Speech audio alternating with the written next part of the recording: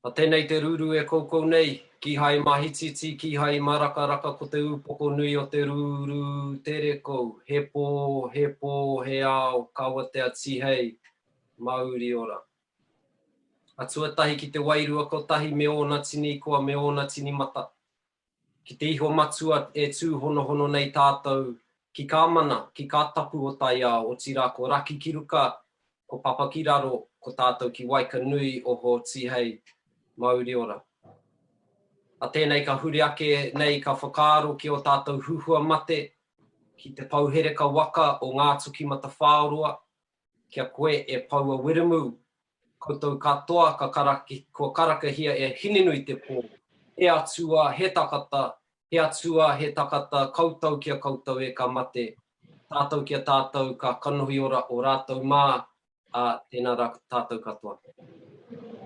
No reira, e te tai whakaruka, e te tai whakararo, pari mai ki te ako o Pautama Rites of Passage, nau mai, kuhu mai ki tēnei wānaka, e ruku nei ki te kaupapa o te tohi, ki te taha o te ruanuku, no ka reke o te mauka tapu o ruapehu, te uri o Ngāti Rangi, tēnā koe e te rakatira e Che Wilson.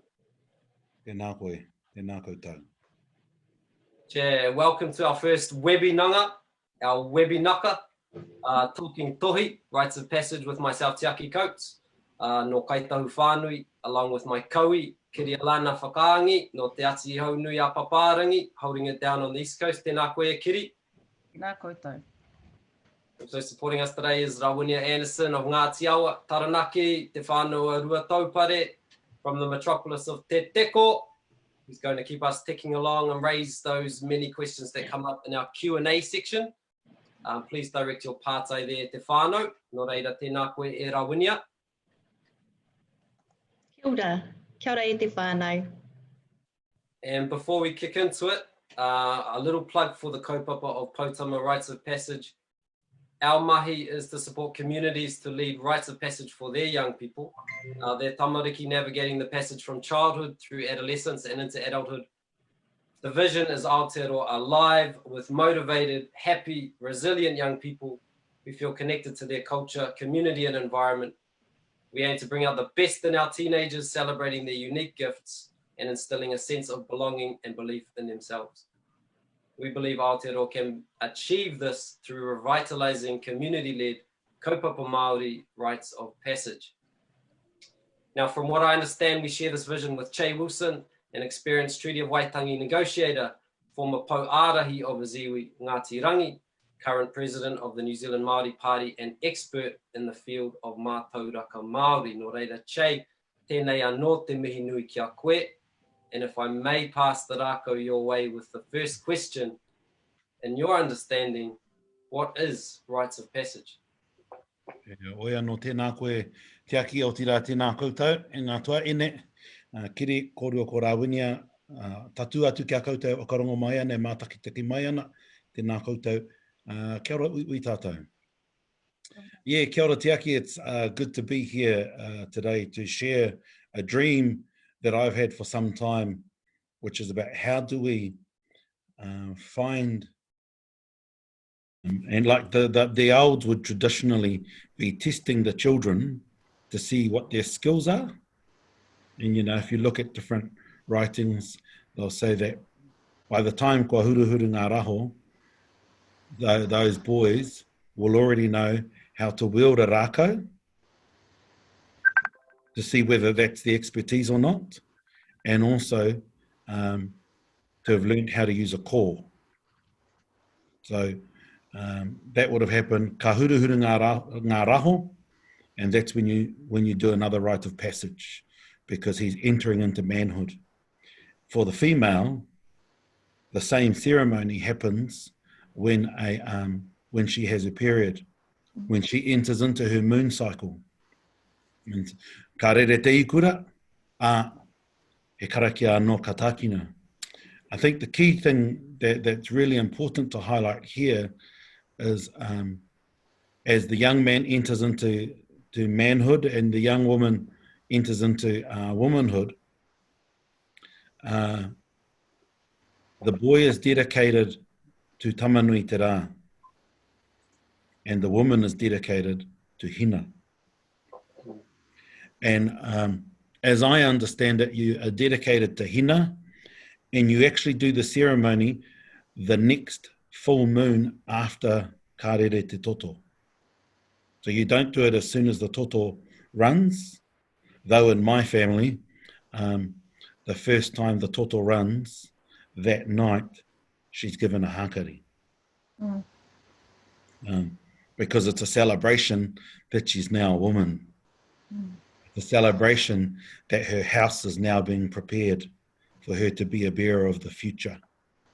And so it's a celebration of her now holding that place in society where she is the bearer of the future. Similarly with the boy, it's a bit different because, you know, it takes a bit longer, you know, for a few hairs to pop out in that. But ka huruhuru ngā raho. And so once kua kitea i ngā raho, ngā huruhuru i ngā raho. Te tiro papa, tētahi huruhuru. E te iwa ka ki mai taku tama. Tiro mai, ana he hururu. Me haere taro ki te restaurant. Hei aha tāu. No, come on, tiro. Hei aha tāu. Whakanoia. Ai, koia. And the thing is that all of this has become so taboo because those taboos have come from another culture, which we then adopted. As we tried to navigate being accepted in a changing world, we accepted everything with no filter. Yeah. And what I'm trying to encourage us to do is let's return back and let's filter again.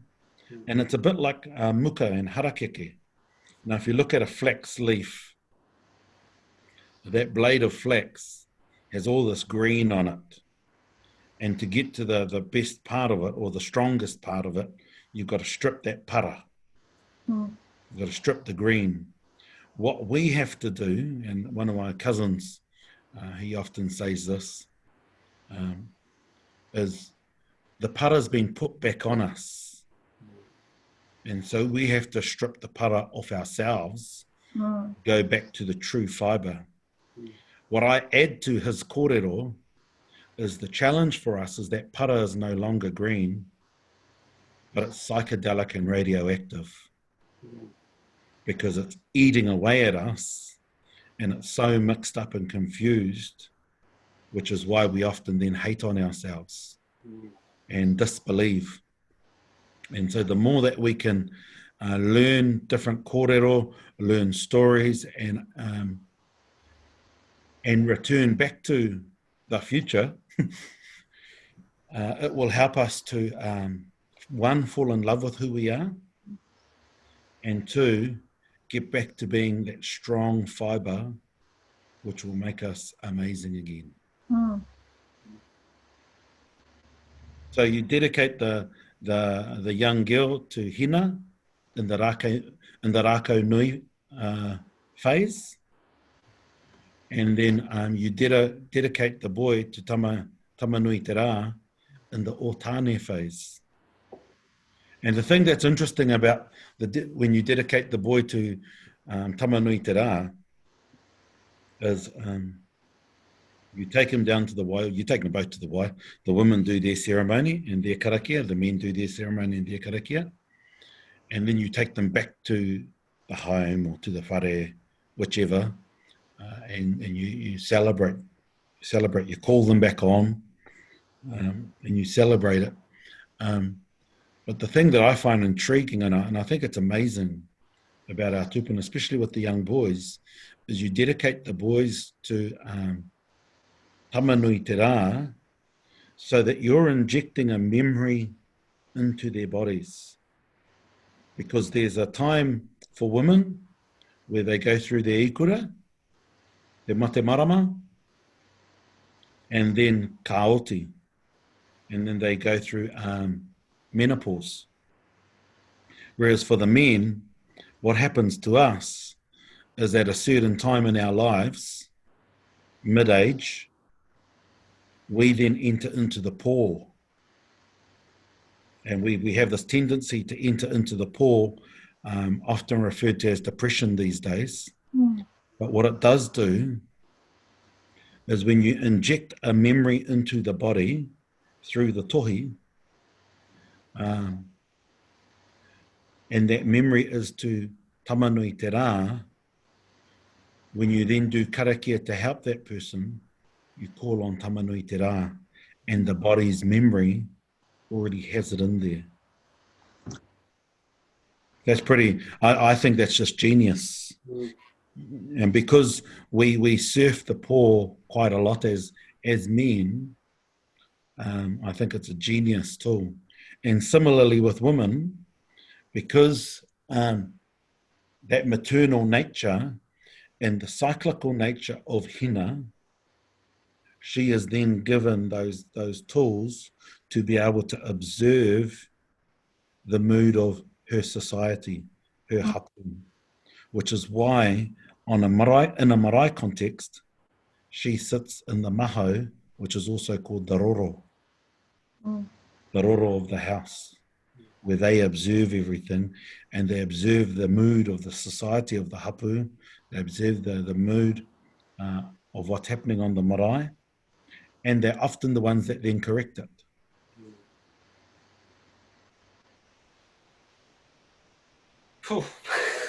I'm so interested in ngā kōrero o tamanui te rā.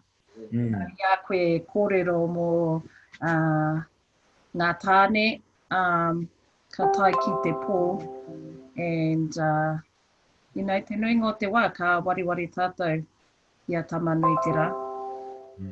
Engari, ka ara aki te tangata i ngā hihi o te rā, you know, ka moia. Oh, yeah. Ngā mihi nunui mō tīnā kōrero he rawa. Ka pai. Me te mea nei, you know, my interpretation of ora is o te rā. Because we need vitamin D. And if you are depleted of vitamin D, you go wayward. And so we need ora to ensure that we can do the best that we can. And if we are a reflection of atua, that is the same reason why plants and animals need the rā. Because we are, those atua are those plants and animals, and we're the reflection of them. And you know, it's that whole saying, ko te awa ko, I'm the river and the river is me. I'm the universe is me. I am God and God is me. You know, because when you break it all down, what you're saying is your river is your God. And therefore you are God. And the more that we can have rites of passage, it then reprograms our hinengaro, our tinana, and our wairua, because our wairua is often waiting, saying, well, hurry up, you two, catch up. Yeah. Which is why so many people get kōtiti, because the wairua has gone somewhere, which the tinana and the hinengaro are fighting. Jay, what does that look like? You know, like I'm thinking about for some of our whānau, and obviously we've been trialing rites for the last 5 years with boys and with girls, young men and young women. What is your understanding of what that looks like? You know, what would that, when a boy is coming of age, ko huruhuru mai ka raho e nai nei me pēhea? Well, I think it's really important for people to wānanga, and that they come up with the ceremony that works for them. Kia ora. Rather than hopo when they did something wrong. Oh no, oh shit, what's going to happen? You know, but it requires a heap of kōrero for the group that are doing it to be clear of mind and heart. so that you go in there with the right intention, and then that intention guides whatever happens. What I do is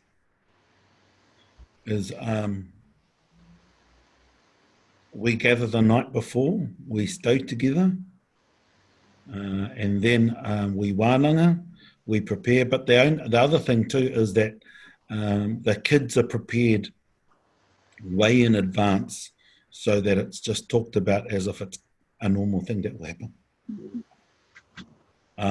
Similar to, you know, my boy knew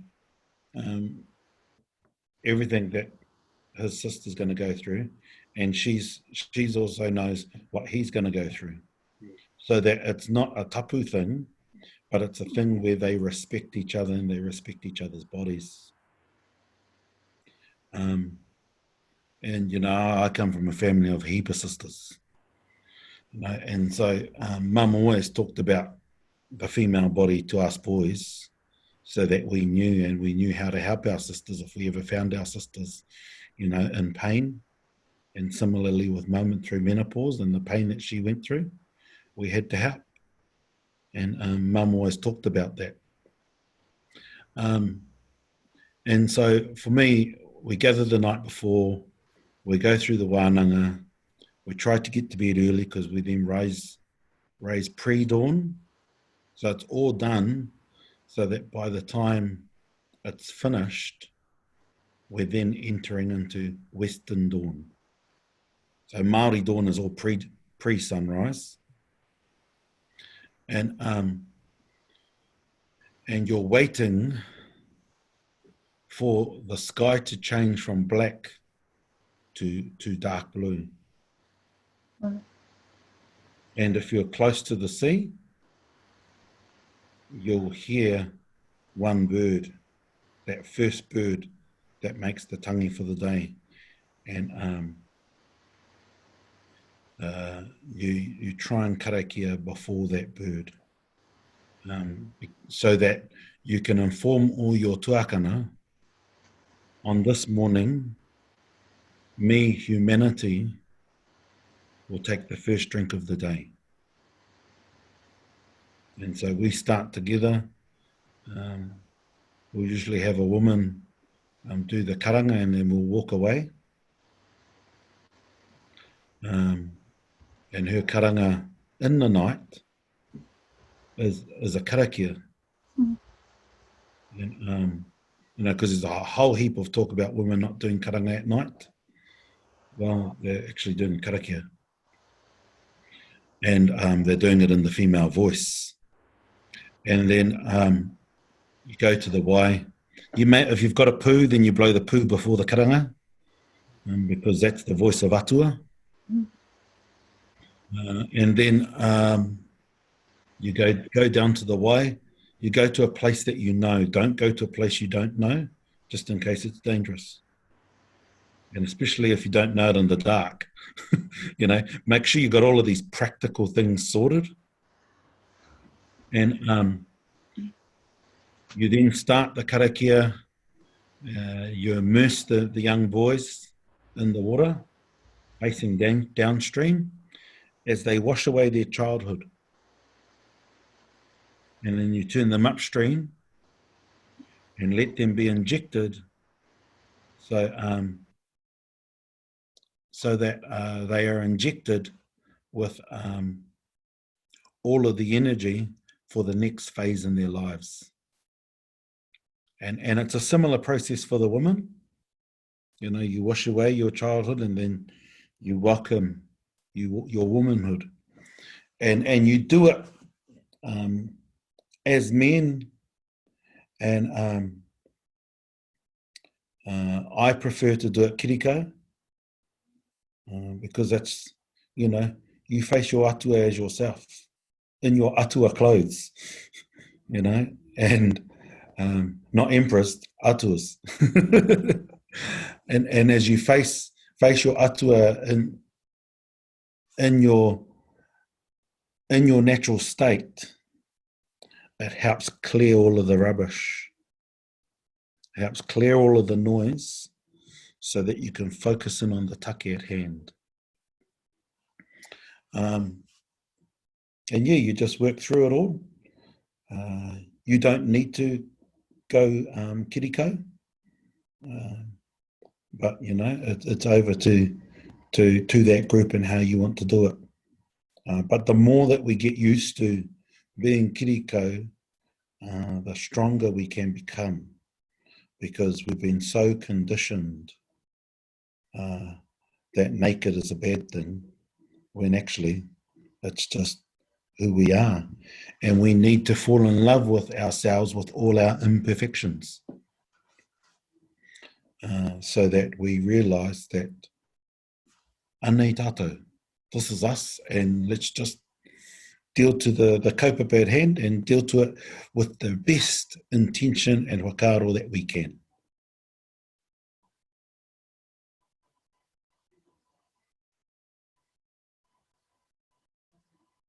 You're on mute.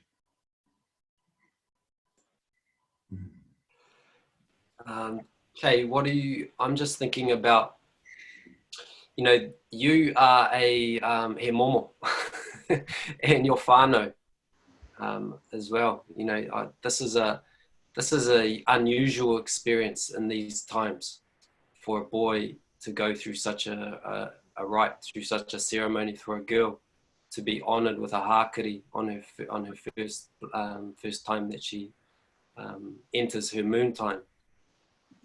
What are we seeing? What is the world? What is the impact of not having rites of passage in our world now? What are you seeing? What's happened is, as we got rid of all of the ceremonies to give us swag, you know, because we lost our swag as a result of it. And the impact is what I said right at the beginning. We become invisible. And, you know, if you look at a child on the marae, most of them are pretty bloody boisterous because they're allowed their swag. They're allowed their spunk. And some of them are real spunky. But they're allowed it because they're at home where we encourage that. You look at some of the earliest writings of the Europeans that came here, they couldn't get over the role that children had in our society. That children were allowed to say things during the biggest decisions of a tribe. And if what the children said made sense, that the adults would follow it, that the whole tribe would follow it. Why? Because age means nothing. What's most important is that everybody is recognized for their skills. If I had 6 fingers, that wouldn't be a disability. 6 fingers would be a gift. And so they'd be going, now what can that child contribute to our society? If I had a happy leg, it wouldn't be seen as a disability again. It would be acknowledged that it can slow you down, but then it will give you something else as well. And I think that by losing our rites of passage for so long, it's made us think with the mind that isn't ours. And what we have to do is re-inject energy, love, and understanding for us to return back to the mind that is waiting for us to re-invoke it. Because all of these things are invocations. And the more that we invoke, the more we will be. Because those invocations are more than just an affirmation, they're also an affirmation. Because if you think about the general layout for karakia tawhito, horuruku, it states the intention, then it outlines how you get there, and then it reaffirms that intention. And hey presto, here's your map. And it's pretty amazing. Like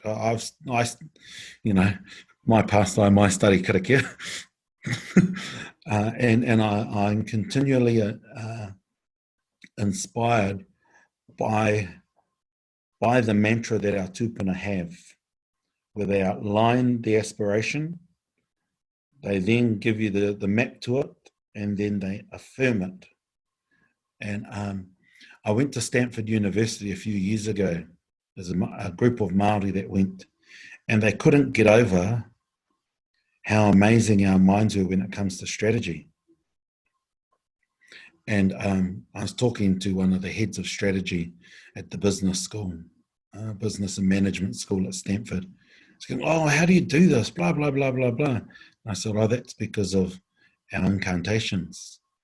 Our incantations do a similar thing to what you're teaching. It's what? And I says, yeah, that's exactly it. Because if you look at Māori strategies, our missions are amazing. We then get distracted on the journey, and we don't always reaffirm at the end. But the sooner we can return back to that that model, the greater we will be, because we'll then be able. That it's one of our gifts to the world. We're just sitting on it at the moment without probably realizing it, and you have to go through kōrero ao continuously, and I think we're sitting on the kore as all of this tūpuna wisdom is being returned back to the surface. And so as we realise that it's there, and we'll then transition from kore into pō, where we will grow, and then transition into ao, where it's manifested and realised. And so, it's an exciting time ahead, really exciting. Pretty cool, actually. You're on mute. Kapai. Kia ora, ngā mihi. So, I te hoki ngā mahara, mo te kōrero ka hoki ki te marae, ka kite atu i te tamaiti. Ki itahi he haututu, ki itahi atu he maia. But I think, especially when we have our babies that go onto the marae that have lived in an urban setting, ka kite atu i te tamaiti hou. Oh, no. They're free. Yeah. And I think, that's how we would love for all our children to be, is for free, to hold that essence about them.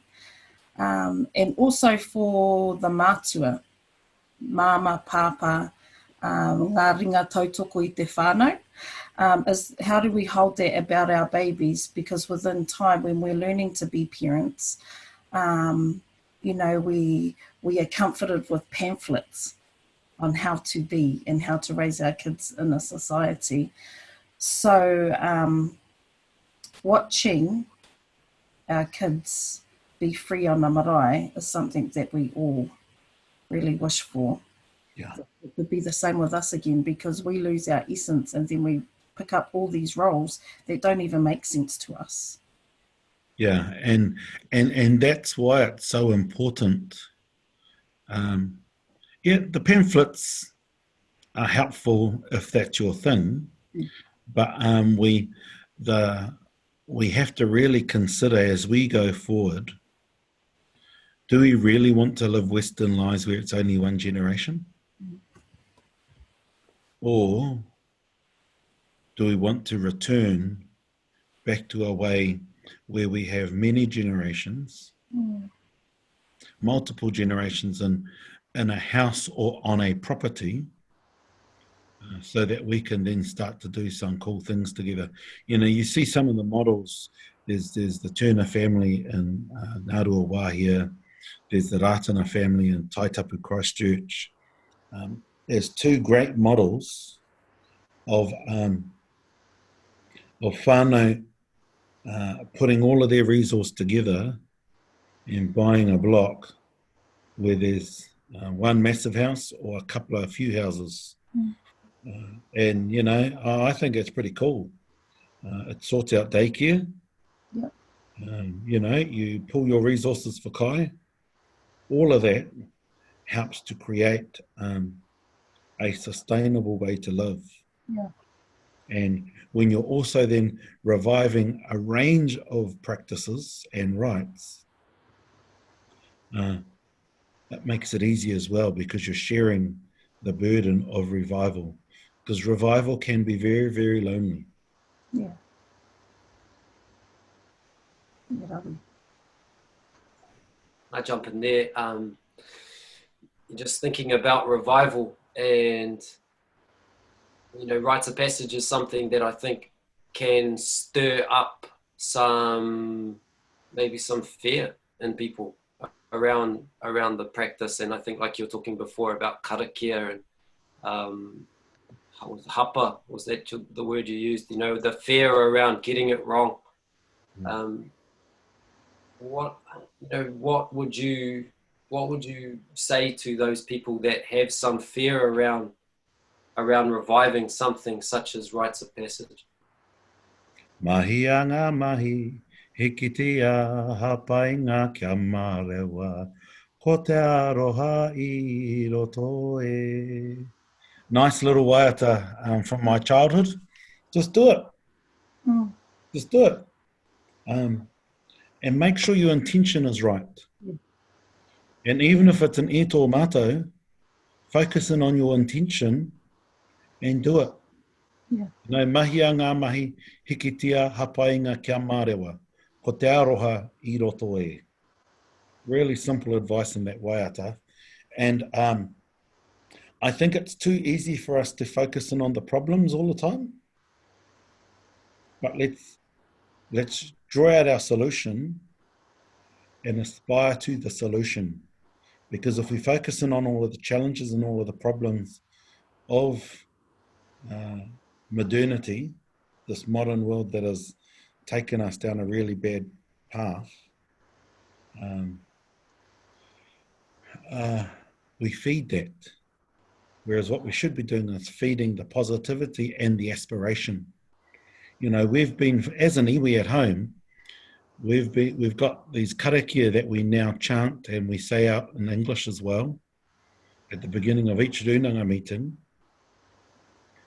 And since 2008, our runanga hasn't had one argument. And we've voted once. You know, notwithstanding there'll still be niggles and all of that disagreements. But the horror stories that you hear from the past, it's so different. It's so different now. And that's because we are reminded that we are a descendant of the first shiny scale of the great fish of Maui. We are the blanket of snow. We are this, we are that. And when you start saying those words out loud, you're actually reminding your wairua, your hinengaro, and your tinana who you really are. Not the confused people that we can often be as a result of all of the rubbish that's been put on us. And so, you know, focusing on the aspiration, give it a go. And, you know, and personally, if you can do it with your kids, even better. And if you haven't been able to do it with your kids and you've only just found out about this today on this session, but you still want it for your kids, then have a kōrero amongst each other. You know, and focus in on your intention so that you can do it, and then you get ready for your mokopuna. And you help others that have the children that are the right age. You know, so that we can focus in on the different stages of life and where it takes us. From te kukunetanga, te tūonotanga o ngā wai e rua, o te wai tāne, o te wai waine, nā ka onoti atu, hei wairua, ka tupu, ka puta ki te aoturoa, ka tupu, ka tupu, ka tupu. And so all of that is about how we guide ourselves to a mindset of abundance and a mindset for tomorrow. You know, because ora is also about thriving. At the moment, we're only surviving,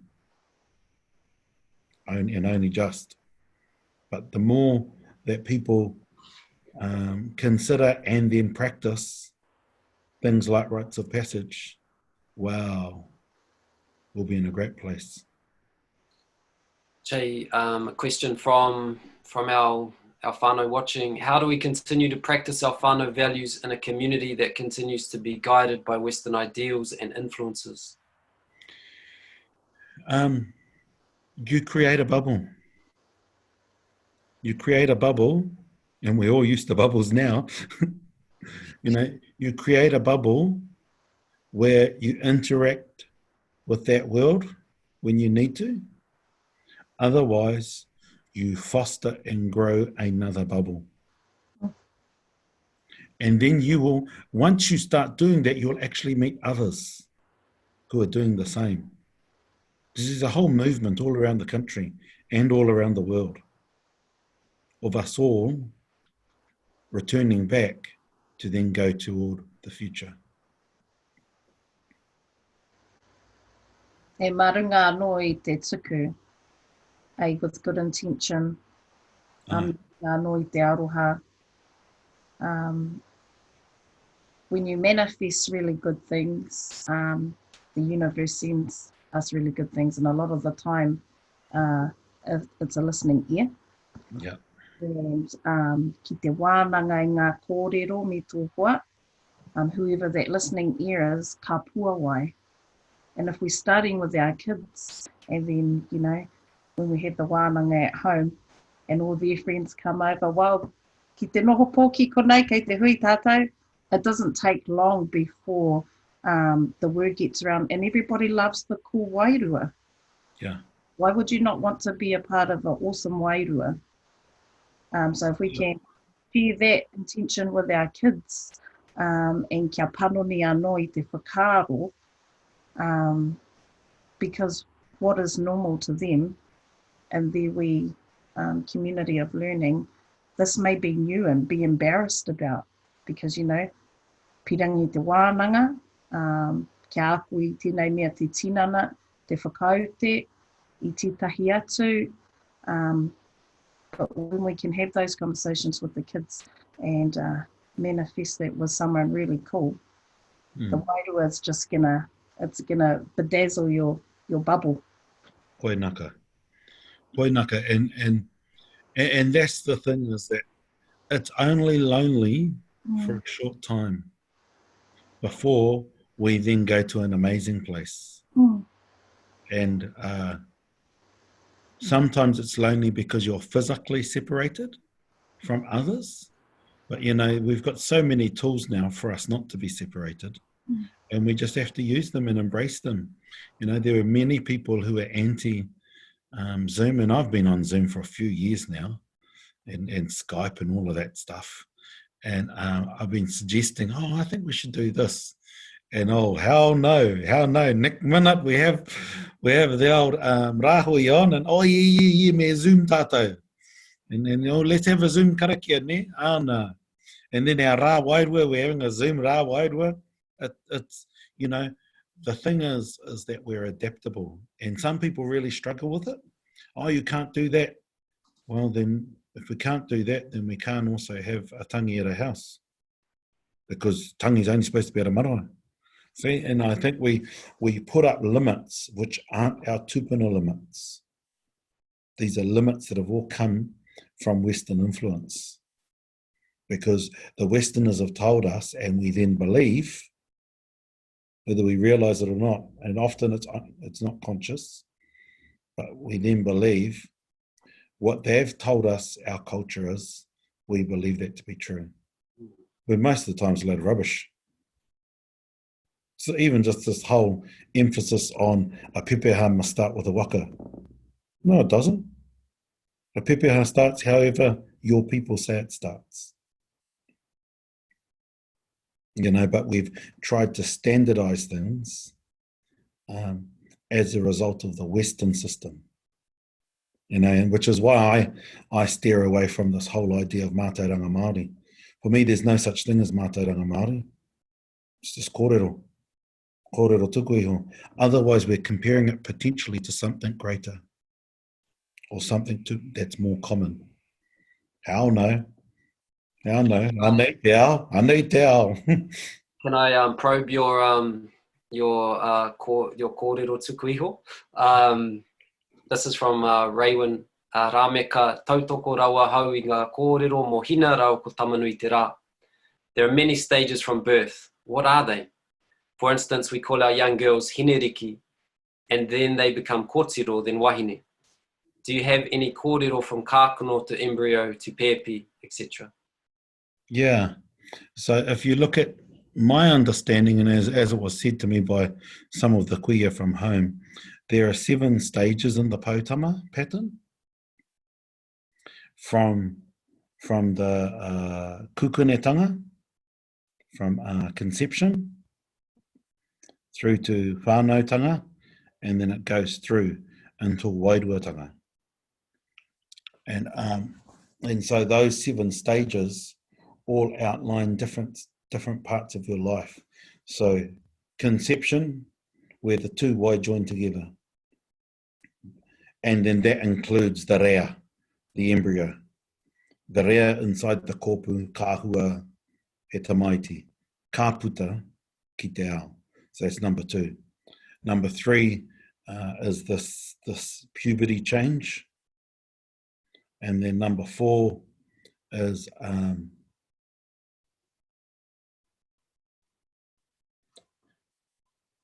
I've got it written down, so I'll send it to you. Then you can share it with everybody, otherwise I'll get it mixed up.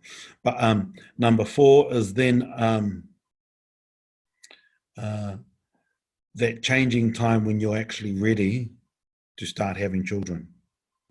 Ready physically, not ready mentally, because some of us have them too late today. So physically ready to bear children. Then you then become a mother, then you become a grandmother, then ka wairuatia.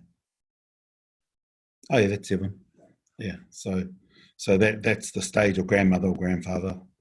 Either way, you go through that stage where you then, and then if you're warengaro or you can't have children, then you're given a child, and it's never about not being wanted. That's a very Western tikanga, but it was about how do we make sure that we share responsibility and that we share energy and love, so that those that were unable to have children are given children to then go through the same experience. Because it's a pretty amazing experience, eh? You know, because often everybody talks about the nightmares of sleepless nights and shitty nappies and all of those types of things. But nobody actually tells you that you fall in love. Or we're not told enough. We're not told enough that you fall in love with this little bundle of joy. And you go, wow, well, we did this. Pretty neat, all right. And so, you know, those 7 stages are all about how we can navigate life and aspire for that greatness. And we've got to remember, if you look up close at a tukutuku panel of a Pautama, that straight line is actually the it's got little niho to it, because those X's. So, you know, it's not straight, and so it's undulating, it's corrugated. And Jay, was it likely to have different, this is a question from Rawinia, was it likely to have different rites, or were we likely to have different rites at all those stages? I think so, but I don't have kōrero on all those other stages. But I think so. Because, you know, you have the baby, and then normally, as you're having the child, you'd have the tohunga there doing the karakia and the karanga. And so that as that baby's coming out hearing karakia and hearing karanga.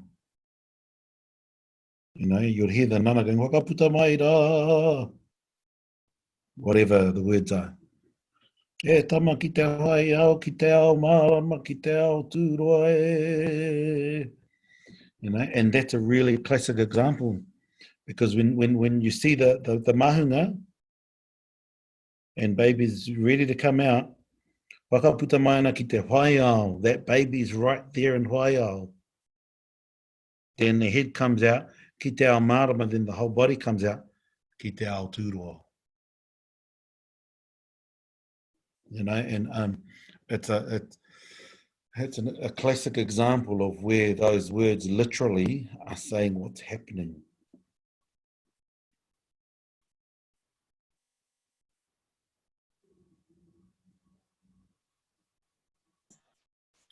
Jay, we are 2 minutes away. Stink, eh? Still got some more questions, I think, coming from the floor, but maybe we can answer them at a later date on our page. Jay, tuatahi tēnei au e tuku mihi ki a koe, ki tō hikoi taka ki tēnei ao, te wāroa I noho ki ka reke o rātau mā, o pēpere kou, ki te taha o ka kuia, o ka kaumātua, tō iwi, o tō hapu, o tō whānau.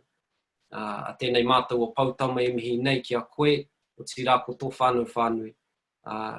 Tēnei te mihi o auraki mauka ki a rua pehu, tēnei mātou katoa, te hāpori ka pau, ka mata, te katoa e pupuri nei te aho pautama e mihi nei no reira. Tēnā koe e te tohuka, e te ruanuku e Che.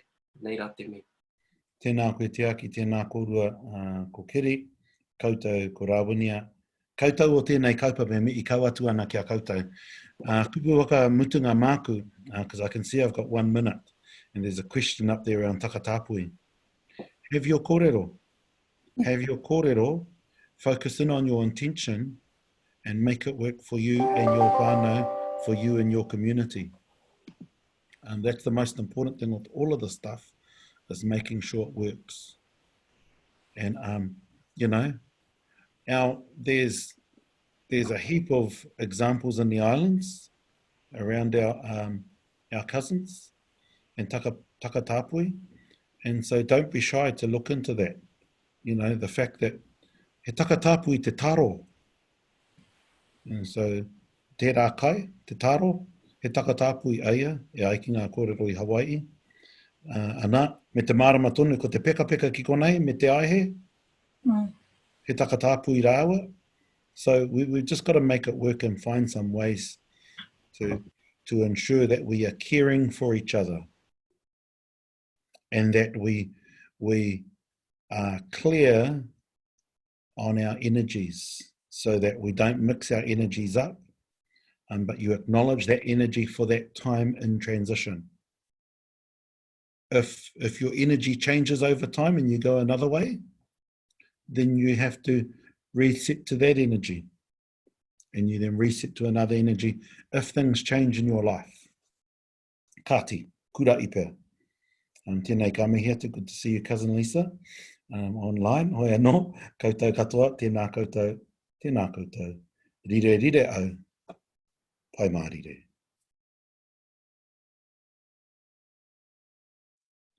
You'll adapt both from where you're from, but also based on the place that you call home. Still respecting the mana and the haukainga that are there. However, if you've been raised in one place for 3 generations, your body knows that place. And as your body knows that place, it's very likely you've eaten from that land for those 3 generations as well. So you become part of it. There's a saying that I've seen on a similar talk show, which is, we eat our pepeha. And what I mean by that is that we're not eating our mountain and our river, but we eat everything that grows from our mountain, grows from our land, and that lives in our waterways. And that's what gives us DNA, whakapapa. Because as you examine DNA, you can see actually, well, this person or this ancestor lived in this area and has lived in this area for centuries, because the DNA is so connected to the landscape and everything that's there. And so the more we revive tohi, the various types of tohi, and all of the pure associated with being Māori, the more we can then connect to better understanding our atuatanga. And just button, because I can talk too much sometimes, so just, yeah. He rawi te whakarongo ki ngā kōrero. And I think, you know, ia koe kōrero mo te pepeha, te whakapapa DNA, ka kite tonu i tēnā momo. Mai te pakeke, te kaumātua, ki tōna tamaiti, ki tōna mokopuna, ki te noho ngā reanga, ki a rātou anō ka tiri kite atu i tina. He oe ko ngā whānau ka noho māwihe atu i te haukainga, ka panoni i tō rātou ao, i tō rātou taiao. Kia kai tonu i tēnā momo, engari, i nā runga anō i te whakapono. Ai, tika tau. Me te mea nei,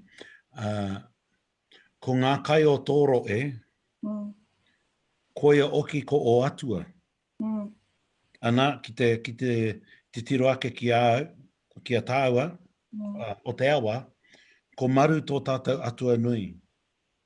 Te wā ka iika ki te wai Māori, iika ki te wai tai, ka tuku atu taua ika tuatai kia maru.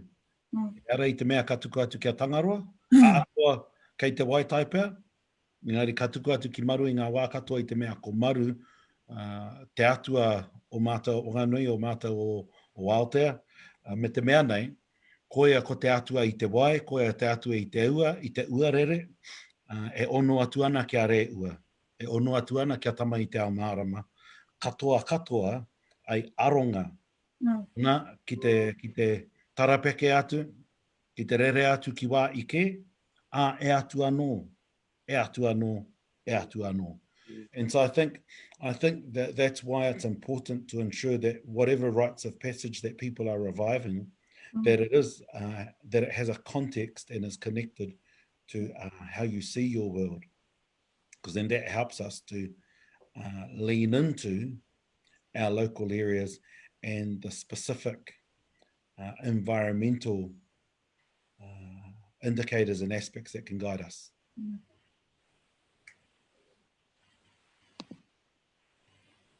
Jay, from what you know of traditional Māori rites of passage, what tikanga or practices would you want to revive or retain for modern day rites?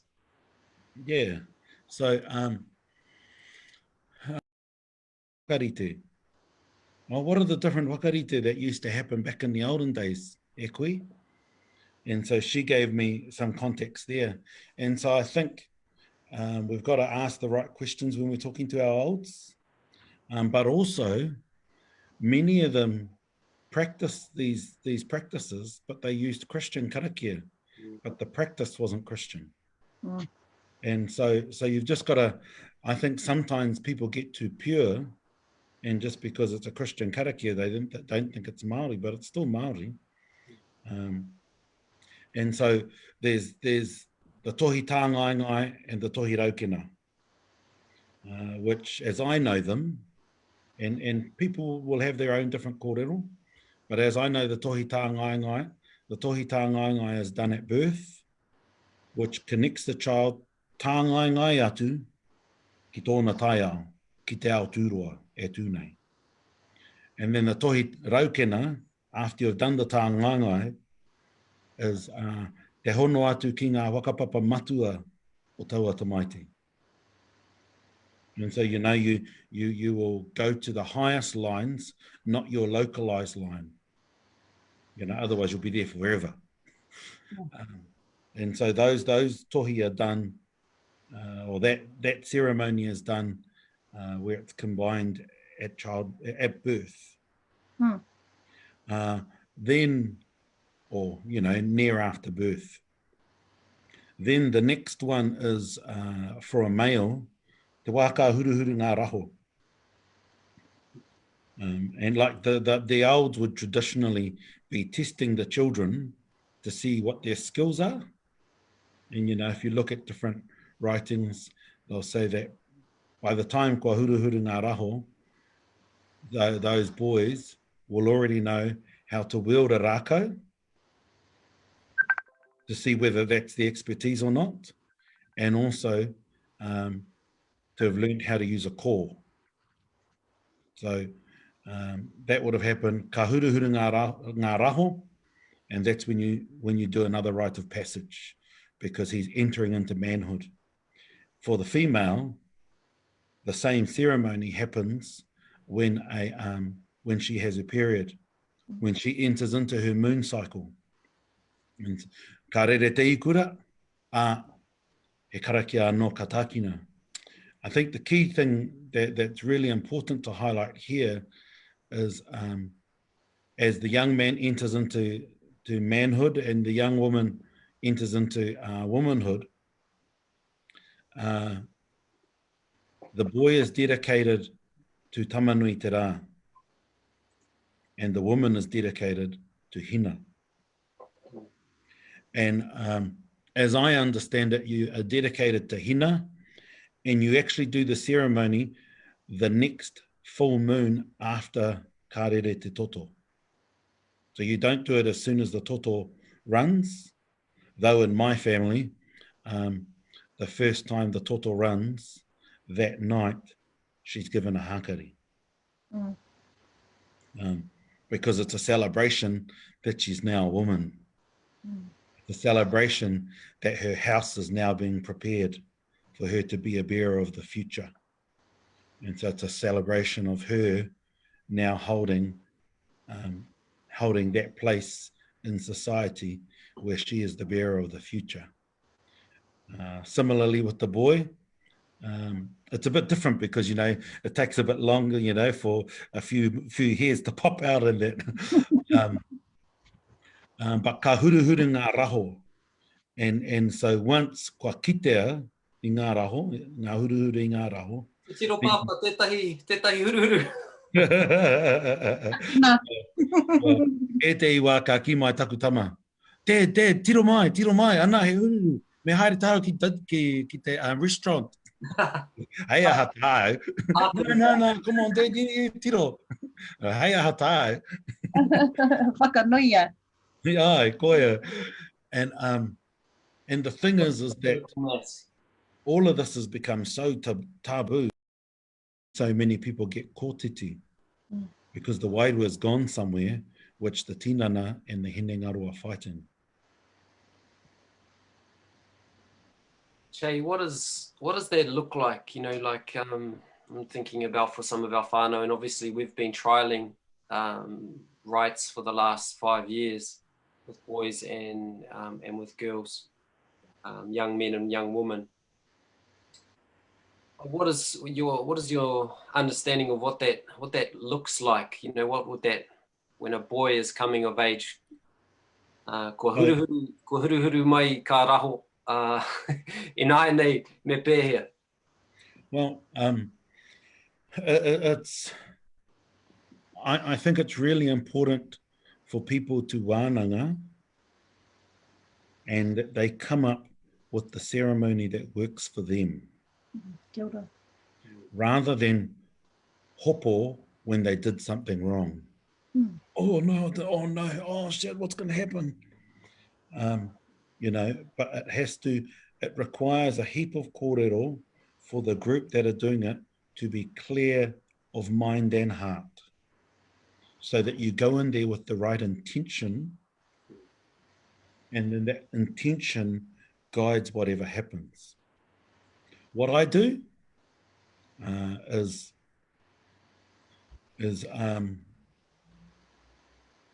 we gather the night before, we stay together, and then we wānanga, we prepare. But the other thing too is that the kids are prepared way in advance so that it's just talked about as if it's a normal thing that will happen.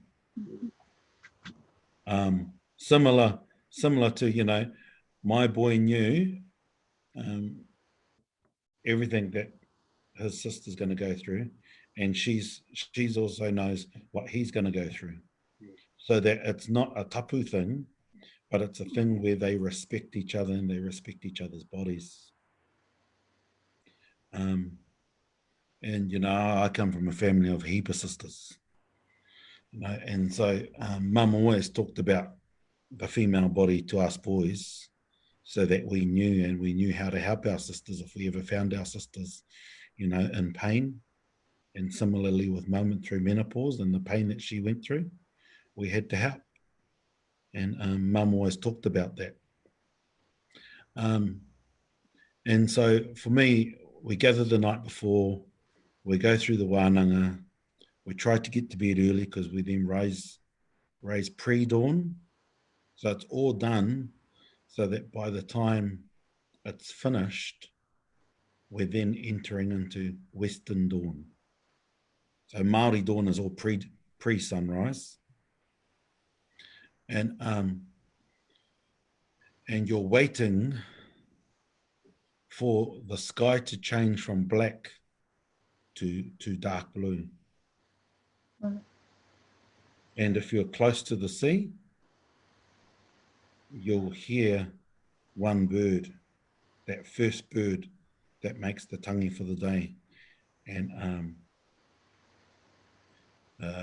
you try and karakia before that bird, so that you can inform all your tuakana on this morning, me, humanity, will take the first drink of the day. And so we start together. We'll usually have a woman do the karanga and then we'll walk away.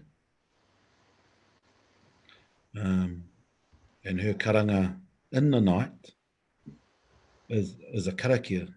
Mm.